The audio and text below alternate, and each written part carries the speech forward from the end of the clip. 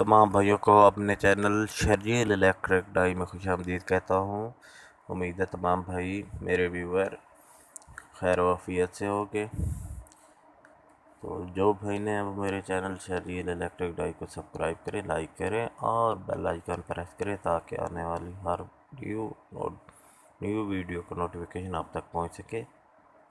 तो आज मैं आपको बताऊँगा ये एक हमारे पास TCL कंपनी का लेटेस्ट मॉडल है, बहुत ही ज़बरदस्त है। 1.5 टन का है।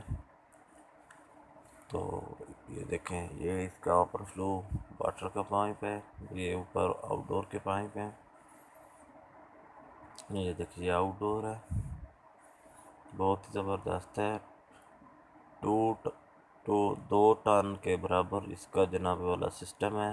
इंडोर भी 2 टन के बराबर है और आउटडोर भी। ये DC इन्वर्टर है, बहुत ही ज़बरदस्त मॉडल है। ये देखिए, ये इसका आउटडोर है। ये देखिए, ये इसका जनाब वाला फ्रंट आउटडोर का फैन है। ये इसका कंडेंसर है।